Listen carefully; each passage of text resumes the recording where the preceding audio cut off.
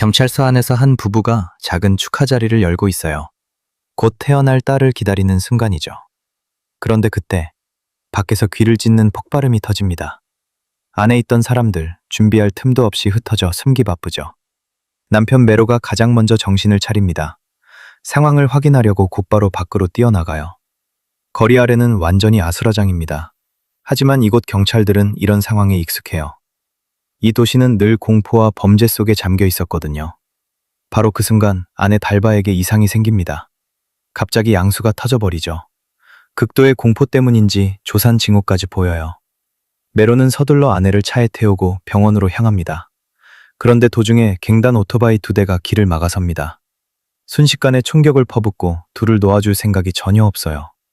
그때 달바가 직접 몸을 내밀어 반격합니다. 침착하게 총을 쏘며 적들을 쓰러뜨리죠. 하지만 더는 버틸 수 없는 상태예요. 아이를 곧 낳게 될 걸 느낍니다. 메로는 결국 차를 멈추고 아내를 돕기로 합니다. 의사의 도움도 없는 상황이었어요. 남편의 격려 속에서 달바는 끝내 아이를 출산합니다. 이 도시가 왜 이렇게 혼란스러운 걸까요? 이야기는 며칠 전으로 거슬러 올라갑니다. 당시 지역의 악명 높은 조직 형제회가 위기에 처해 있었어요. 경찰이 대규모 이송작전을 준비 중이었죠. 모든 범죄자를 더 엄격한 교도소로 옮길 계획이었습니다. 그 안에는 조직의 핵심 보스도 포함되어 있었어요. 이건 조직 입장에서 절대 유리할 수 없죠. 그래서 이반이 직접 나섭니다. 밖으로 나가 조직원들을 모아 경찰과 맞서를 해요. 그 순간 티나가 그를 막아섭니다. 변호사인 그녀는 폭력으로 해결하는 걸 원하지 않아요. 결국 그런 방식으로는 정의를 이길 수 없다는 걸 알고 있었거든요. 하지만 조직을 위해 다음 날 티나는 직접 주지사를 찾아갑니다. 협상을 시도하려는 거죠. 그런데 정작 만난 건 비서실장이었습니다. 주지사의 결정은 절대 바뀌지 않는다고 못 박아요. 이송작전은 예정대로 진행된다고 합니다. 상황은 이미 굳어진 듯 보였죠. 그때 티나가 차갑게 한마디 던집니다. 폭동 장면이 신문에 실리면 주지사에게 도움이 될까요? 명백한 협박입니다. 형제회의 요구를 거절하면 도시를 가만두지 않겠다는 의미죠. 그날 밤 티나는 집으로 돌아와 친구들과 카드놀이를 합니다. 분위기는 꽤 유쾌했어요. 그런데 민망한 장면이 눈에 들어옵니다. 언니의 딸 엘리사가 위층에서 남자친구와 붙어있던 거죠. 티나는 바로 올라가 조심하라고 타이릅니다. 내일 면접도 잊지 말라고 덧붙여요. 하지만 엘리사는 이미 약속을 취소했다고 말합니다. 그 일은 더 이상 하고 싶지 않다는 입장이에요. 티나는 조카가 놀기만 하고 미래를 생각하지 않는다고 여깁니다. 현실을 외면한다고 보는 거죠. 그때 남자친구가 끼어듭니다. 엘리사는 이제 꽤 잘 나가는 래퍼라고 말해요. 그래서 지루한 직장은 필요 없다고 합니다. 자신만의 길을 가겠다는 뜻이죠. 결국 티나는 화를 참지 못하고 둘을 몰아붙입니다. 거칠게 꾸짖기 시작해요. 엘리사도 더는 참지 않습니다. 이모 역시 다를 바 없다고 맞받아치죠. 티나가 하는 일도 결코 떳떳하지 않다고 말합니다. 죽은 아버지와 똑같이 나쁘다고 비난해요. 그러면서도 도덕을 운운한다고 쏘아붙입니다. 말은 완전히 선을 넘었죠. 엘리사는 그대로 남자친구와 집을 나섭니다. 분위기는 완전히 깨져버렸어요. 그런데 둘은 곧 경찰에 붙잡힙니다. 과속으로 단속된 상황이었죠. 경찰은 두 사람을 수색하겠다고 합니다. 절차를 진행하려는 거예요. 엘리사는 당당하게 응합니다. 불법적인 건 전혀 없다고 믿었거든요. 하지만 한 경찰이 몰래 마약을 넣어버립니다. 남자친구의 주머니에 슬쩍 끼워 넣죠. 그리고 곧바로 죄를 뒤집어 씌웁니다. 완전히 조작된 상황이에요. 사실 그 경찰은 엘리사의 오토바이를 노리고 있었습니다. 그래서 이런 일을 꾸며낸 거죠. 결국 그녀를 압박해 오토바이로 거래하려는 속셈이었습니다. 경찰이 엘리사의 남자친구를 끌고 가려는 순간입니다. 그녀는 결국 자신의 정체를 털어놓아요. 처음에는 형제회에 아는 사람이 있다고만 말합니다. 하지만 상황은 점점 압박으로 변해가죠. 늙은 경찰이 집요하게 몰아붙입니다. 결국 엘리사는 더 숨기지 못해요. 자신이 에드손의 딸이라고 밝힙니다. 형제회의 창립자이자 이미 죽은 전설적인 리더였죠. 그 말을 듣자 경찰들의 표적이 바뀝니다. 순식간에 남자친구 대신 그녀를 노려요. 엘리사를 체포하고 남자친구는 풀어줍니다. 하지만 그 전에 젊은 경찰이 그를 잔인하게 때립니다. 엘리사는 막으려 달려듭니다. 그런데 늙은 경찰이 그녀를 붙잡아요. 살인자의 딸이 폭력을 막겠다고? 노골적인 조롱을 던지죠. 아버지를 모욕당하자 엘리사는 바로 반박합니다. 아버지는 정의를 위해 싸운 사람이라고 말해요. 하지만 상황은 바뀌지 않습니다. 그녀는 그대로 차량 트렁크에 던져집니다. 어둠 속에 갇힌 채 아버지를 떠올립니다. 기억이 천천히 이어지죠. 그날 해변에서 둘은 함께 앉아 있었습니다. 조용한 대화가 오가던 순간이에요. 엘리사는 아버지의 일을 궁금해합니다. 무슨 일을 하는지 알고 싶었던 거죠. 에드손은 차분히 설명해 줍니다. 이 삶은 스스로 선택한 게 아니라고 말해요. 하지만 그는 항상 존엄과 정의를 위해 싸워왔다고 합니다. 그게 자신의 방식이었다고 하죠. 그리고 부탁합니다. 어떤 말을 듣더라도 자신을 믿어달라고요. 이후 둘은 해변에서 함께 웃으며 놀아요. 평범하지만 따뜻한 시간이 흐릅니다. 엘리사가 사진을 찍으려던 순간입니다. 한 여자가 갑자기 도둑으로 몰아붙입니다. 카메라를 훔쳤다고 주장하죠. 상황은 순식간에 험악해집니다. 엄마가 나서서 자기 딸의 것이라고 설명합니다. 하지만 그들은 전혀 믿지 않아요. 심지어 남자는 흑인들을 모욕하기 시작합니다. 노골적인 차별 발언이 이어지죠. 딸이 옆에 있었기에 에드손은 참습니다. 폭력을 쓰지 않으려 했어요. 대신 몇 마디 경고만 남기고 가족을 데려가려 합니다. 상황을 끝내려는 선택이었죠. 하지만 남자는 물러서지 않습니다. 끝까지 따라와 카메라를 빼앗아요. 딸이 괴롭힘당하는 걸 본 순간입니다. 에드손은 더 이상 참지 못합니다. 그는 남자를 밀쳐 넘어뜨립니다. 그리고 카메라를 되찾아옵니다. 그저 자신의 물건을 되찾은 행동이었습니다. 하지만 시선은 달랐어요. 그가 흑인이었기 때문입니다.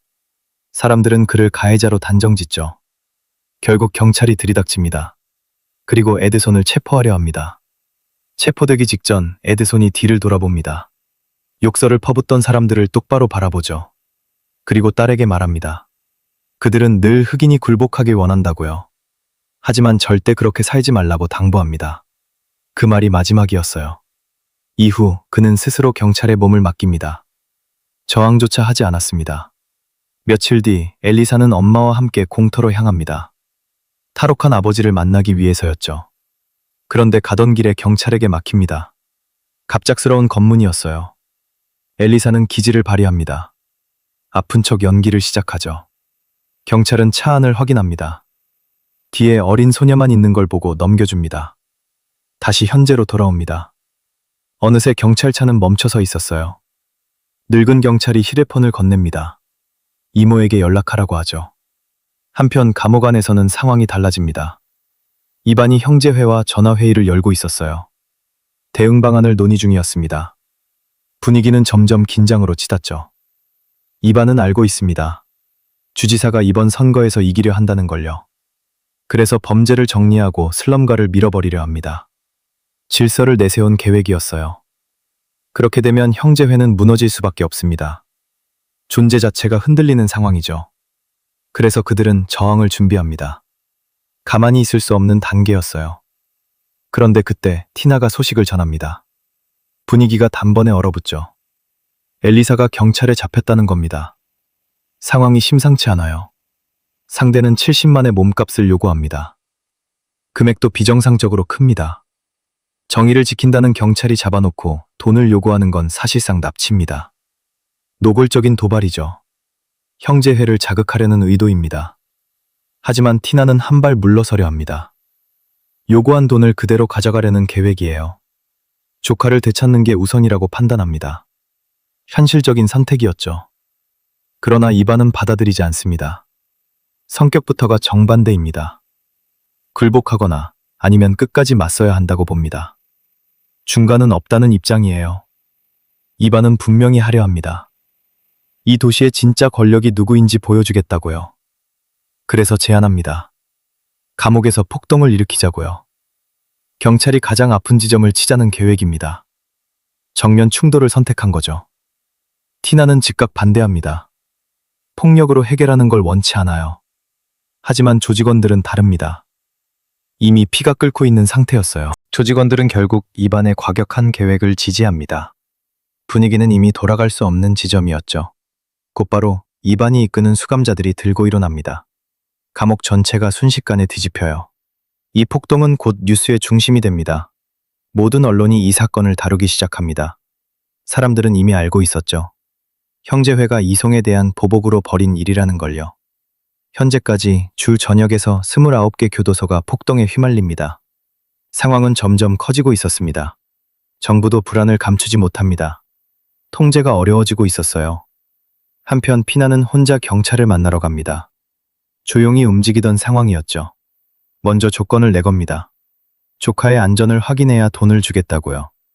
늙은 경찰은 신호를 보냅니다. 멀리 있던 차량의 창문이 내려가죠. 그 안에는 엘리사가 앉아 있습니다. 피나는 바로 확인합니다. 이후 경찰이 엘리사를 차에서 내리게 합니다. 거래를 진행하려는 흐름이었어요. 피나와 늙은 경찰도 그쪽으로 다가갑니다. 긴장감이 점점 높아지죠. 그 순간 돌연 차량 한 대가 돌진합니다. 동시에 사방으로 총격이 퍼집니다. 두 경찰은 급히 티나와 엘리사를 끌어 숨깁니다. 현장은 순식간에 전쟁터가 됩니다. 늙은 경찰은 오해합니다. 이게 티나의 계획이라고 판단하죠. 그래서 그녀를 인질로 잡아버립니다. 상황은 완전히 꼬여버려요.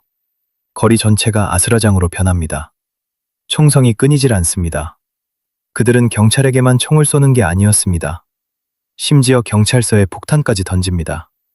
혼란 속에서 경찰이 티나를 몰아붙입니다. 진실을 캐내려 하죠. 그때 차량이 급정거합니다. 2명의 괴한이 내려섭니다. 그리고 망설임 없이 경찰을 쏴 죽입니다. 현장에서 즉사합니다. 튀나는 그 자리에 굳어버립니다. 눈앞의 시체를 멍하니 바라보죠. 엘리사의 목소리에 겨우 정신을 차립니다. 그제야 현실로 돌아옵니다.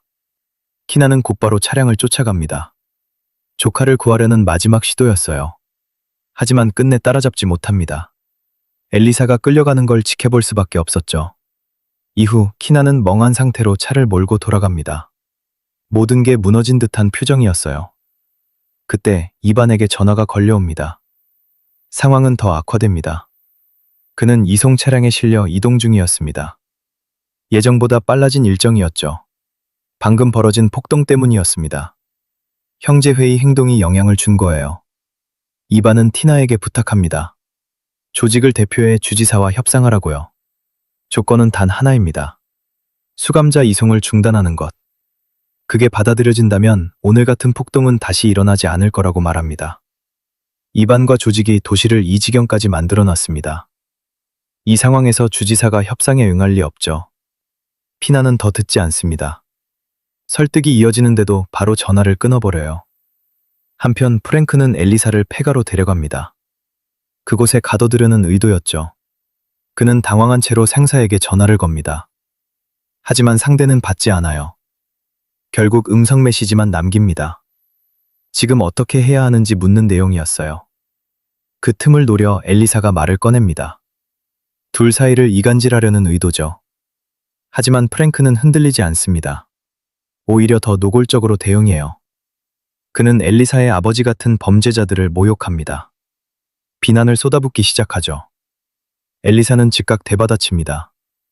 이 납치가 경찰이 할 짓이냐고 묻습니다. 그 질문에 프랭크는 순간 말을 잃습니다. 핵심을 찔린 거죠. 하지만 엘리사는 멈추지 않습니다. 그를 겁쟁이라고까지 몰아붙여요. 그 말에 프랭크가 완전히 폭발합니다. 이성을 잃어버린 상태였어요. 그는 그대로 달려들어 엘리사를 때립니다. 결국 그녀는 그 자리에서 기절합니다. 한편 티나는 혼자 움직입니다. 루이라는 남자를 찾아가죠. 그는 현재 정부 시스템에서 일하고 있습니다. 보안 데이터에 접근할 수 있는 위치였어요. 과거에 티나에게 빚을 진 인물입니다. 그래서 요청을 거절하지 않죠. 키나는 단 하나만 부탁합니다. 조카를 납치한 놈의 정보를 찾는 것. 루이는 곧바로 경찰 데이터에 접속합니다. 도시 전체 기록을 뒤지기 시작해요. 얼굴 인식을 통해 용의자를 특정합니다. 그 인물이 바로 프랭크였죠.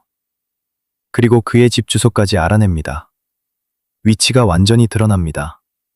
그날 밤 프랭크는 집으로 돌아옵니다. 어머니를 꼭 안아주죠. 어머니는 뉴스를 보고 불안해합니다. 폭동 소식에 크게 걱정하고 있었어요. 경찰인 아들이 다칠까봐 두려워합니다. 밖이 너무 위험하다고 느끼는 거죠. 하지만 진실은 다릅니다. 그 아들이 더 위험한 일을 하고 있습니다.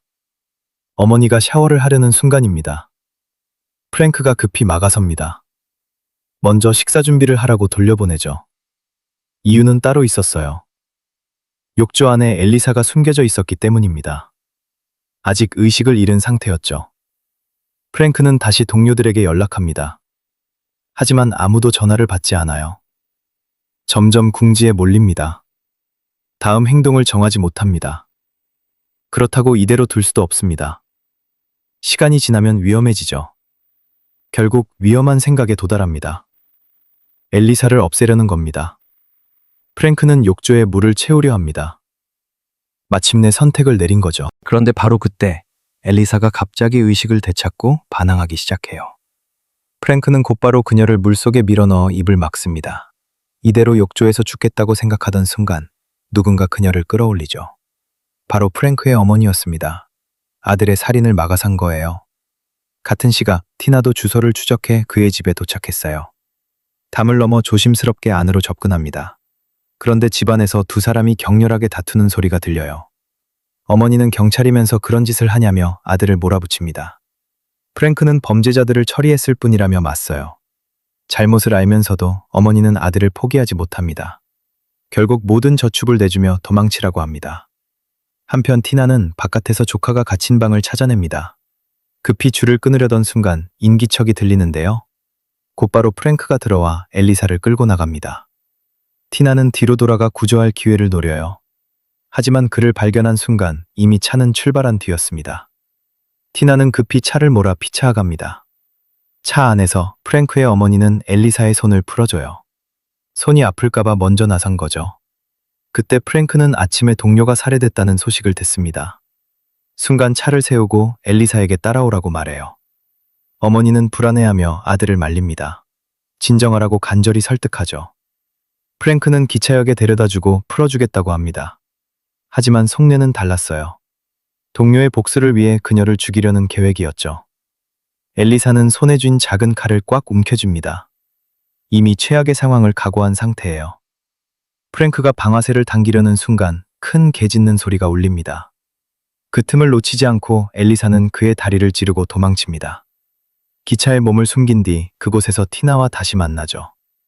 티나는 계속 뒤쫓으며 모든 상황을 지켜보고 있었습니다. 그리고 바로 그때 또 다른 소리가 들려옵니다.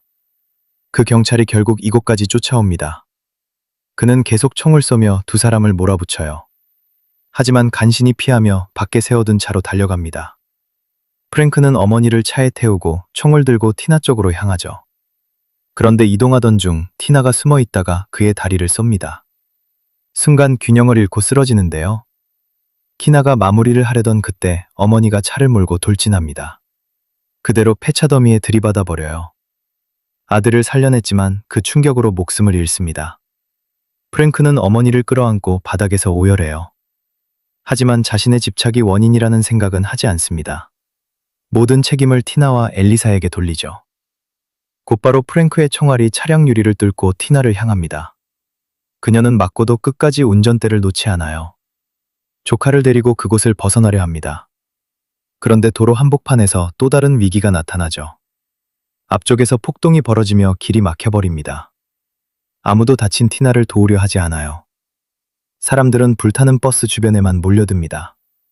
엘리사는 그저 이모를 끌어안고 기도할 뿐입니다. 다행히 그때 경찰차가 현장에 도착합니다. 그 틈에 폭도들도 흩어집니다. 이제 길 위에는 두 사람만 남았어요. 엘리사는 마지막 가족을 붙잡고 떠나지 말라고 애원합니다.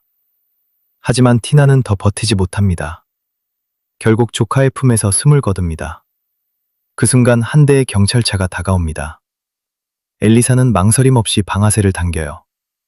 차 안에 있던 경찰은 즉사합니다. 알고 보니 막 딸을 얻은 부부 경찰이었어요. 남편은 엘리사의 총에 쓰러졌고 아내는 혼란 속 유탄에 목숨을 잃었습니다. 딸의 탄생은 시작이었지만 두 사람의 죽음은 이 이야기의 끝이 됩니다. 인생은 기쁨으로 시작할 수 있지만 결말은 언제든 상실로 이어질 수 있습니다. 그 시작과 끝 사이 우리가 본 건 비극이었습니다. 오늘 이야기는 여기까지입니다. 다음 영상에서 다시 만나요.